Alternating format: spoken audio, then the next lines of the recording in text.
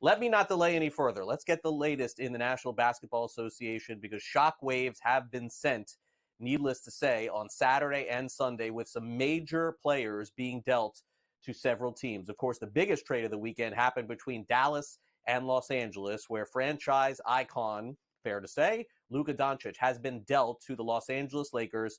He will hopefully suit up for them soon. He has been out and hurt. He's had a hamstring issue, but he is set to play, it would look like, the remainder of his career in Los Angeles if they want to make that happen. Also, Maxi Kleber, Markieff Morris went to the Lakers. Anthony Davis is the prize going back to Dallas, as well as Max Christie and a 2029 first-round pick. It's probably one of the biggest trades in the history of the National Basketball Association. So much discussion as to why Dallas decided to trade a 25-year-old superstar away, especially to a team in the West like Los Angeles. Needless to say, the Mavericks general manager, Nico Harrison, their head coach, Jason Kidd, tried to answer many of those questions on Sunday. And, we think defense wins championships, and we're bringing in one of the best two-way players in the league. A lot of people don't talk about, what he does defensively and offensively, but, if you can name first-team All-NBA players that are also first-team All-Defensive players. That's a unique unicorn to try to find, and we're able to find that. And as well, you look at Max Christie.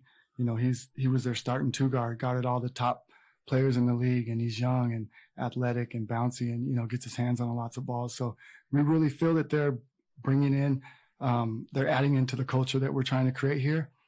We feel that defense wins championships, and we're excited to go. We feel like we're built to win now as well as in the future. Yeah, I think it's it's something that, as Nico's brought up, we are aligned, right? And so just understanding Luka, when I first came here, excited about the opportunity to coach an upcoming star and who became a mega star. And I was just blessed to have that opportunity to coach him. But when you look at the vision of the team and what Nico wants to build, I truly support that. And truly believe that the players that we're getting are the ones that can help us achieve that, and that's to win a championship. And Anthony Davis will suit up for the Mavericks in their next game. Meanwhile, that wasn't the only big trade this weekend. The Sacramento Kings tried to get AaronFox to sign a long-term extension. He didn't want to do it, and now he'll join Wemby in San Antonio. So they've got two mega stars there now, maybe a third, who knows in the future. Also, Jordan McLaughlin goes to the Spurs. The Kings get Zach LaVine. Of course, the Bulls are punting the season. Sidney Cisco, 3 first-round picks, 3 second-round picks. And the Bulls get Zach Collins, Trey Jones, Kevin Huerter, and their own 2025 pick back via the San Antonio Spurs. There's no question that San Antonio is now building for now and the future by adding AaronFox. But needless to say, the Sacramento Kings just continue to have a hard time keeping their stars out west. Meanwhile, big news in the world of sports wagering or opportunities today. Prediction markets, very popular around the country. Kalshi and Robinhood now have their first broker. 25 million more people now have exposure to their prediction markets. The online trading platform ended months of speculation by saying it would launch by the Super Bowl. Robinhood on November the 5th said that a total of 400 million people were on the contracts trading on their platform. So a new way to bet on prediction outcomes. They don't call it betting. They call it prediction outcomes. Okay, fair enough. One signing in Major League Baseball yesterday. The hot stove coming to an end here as pitchers and catchers set to report in less than 2 weeks. Jack Flaherty and the Tigers are in a reunion here. 2 years, $35 million. He also has an opt-out after the first season. Flaherty was hoping to get more than 2 years. Of course, he pitched for the Dodgers at the end of last season and pitched pretty well as well. All right, Pebble Beach comes to a close. The first big golf tournament, fair to say, in 2025, and it goes to Rory McIlroy. He wins out west, captures his first PGA Tour win of the season as McIlroy, one of the top golfers in the world. Not a huge surprise there. Maybe a bigger surprise in the world, the National Football League, where Justin Tucker continues to have allegations piling up against him. More massage therapists have accused him of misconduct. In case you missed this story on Friday, the Baltimore Banner is reporting that 9 massage therapists in the Baltimore area have accused him of inappropriate behavior back about 12 years ago. This apparently started. Tucker, of course, said that none of this happened. So it's a story that the NFL is investigating, and so we'll stay on top of it as well. As we mentioned, the Super Bowl, of course, is on Sunday. If you follow any kind of football, you know that as well. And of course, our full coverage begins today, live from Radio Row. We got some great guests coming up for you, and all of our shows are there. So make sure you stay tuned. And 3 o'clock Eastern, Scott Farrell is live coast to coast. Chip Kelly is leaving Ohio State. He's going back to the NFL. He's going to be the Raiders offensive coordinator. You may remember he coached in the NFL with the San Francisco 49ers. Not a lot of people remember that one. He did coach with the Eagles for a couple of years as well. Also, Eric Bieniemy is back in the NFL after leaving the league to go coach at UCLA. He's going to be the Bears running backs coach. Mike Evans is thinking about joining Team USA for flag football in the Olympics. So that could be a banner day for him as well. There's no question that that's going to be a popular sport, I would think, coming up in 2028. In addition, let's get to the latest in the National Basketball Association on the court. Is anybody watching on the court? I know we're watching off the court. OG Anunoby from the Knicks over the weekend left in their game against the Lakers with a foot sprain. He avoided a torn Achilles, so he's listed as day-to-day. DeJounte Murray, though, he ruptured his Achilles tendon in the Pelicans loss. He's going to miss the remainder of the season. And 8-time All-Star, former MVP Tina Charles is signing with the Sun. She was drafted number 1 overall by them back in 2010. As far as finals are concerned from the NBA last night, Jaren Jackson Jr. had 37 points as the Grizzlies beat the Bucks. Memphis is playing well. They even beat them without John Morant. The Celtics, meanwhile, rallied from 26-point down.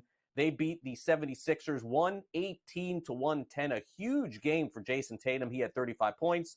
The Raptors beat the Clippers 115-108 for their 8th win in 10 games. And also Cade Cunningham, 22 points and 15 assists. The Pistons beat the Bulls 127-119.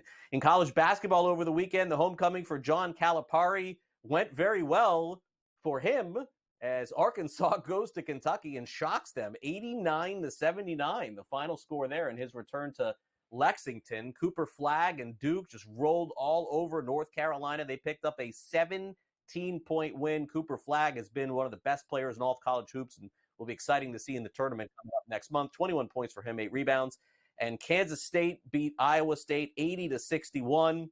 UConn's Liam McNeely expected to be back against St. John's on Friday, according to Dan Hurley. Now, there's another story going on in the National Football League, which broke right before we came on the air. It looks like one of the best players on defense, not just on the Cleveland Browns, but in the NFL, Myles Garrett, according to many published reports, Super Bowl week has requested a trade away from the Cleveland Browns. So certainly if that ends up happening, you're talking about arguably the very best defensive lineman, either him or TJ Watt, depending on how you slice it. But Garrett, one of the very best, still has a lot of football left in him in the NFL, requesting a trade away from the Cleveland Browns. All right, welcome back to Newswire here on SportsGrid. Let's bring in Pat Evans from Legal Sports Report, the very latest on sports betting going on across the country. We'll get an update on Maryland.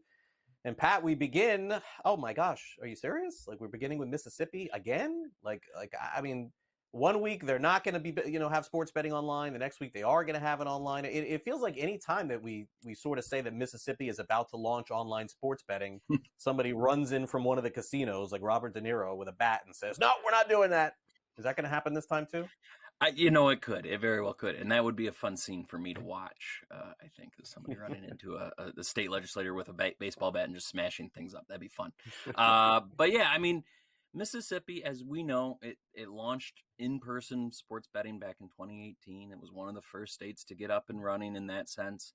And since then, there's been this kind of slow roll push to go online. Of course, on property, you can have the apps, but that doesn't really mean anything to anybody. And yeah, so now, a lot of times in these legislative sessions, we'll see really kind of slow kind of pushes. Things that don't happen for a couple of weeks, couple months, whatever, and then all of a sudden there's a big rush. And for some reason, this session, I'm seeing things, and we'll talk about a couple more in a few minutes, kind of get really started and rolling fast. And that's exactly what's happening here in Mississippi. The online sports betting bill that was introduced by Casey Ure moved past his gaming commission committee to go to the full House floor. And so that's a pretty big step. It is a step it took last year. And in fact, it passed overwhelmingly through the House last year. So, and it then went to the Senate, where of course, then it kind of ran into a big buzzsaw and fell apart when they stripped the language. And then in the conference committee, where they had to iron out the differences, well, one had zero language and the other had all the language. The Senate just said, "No, we're not going to vote on it."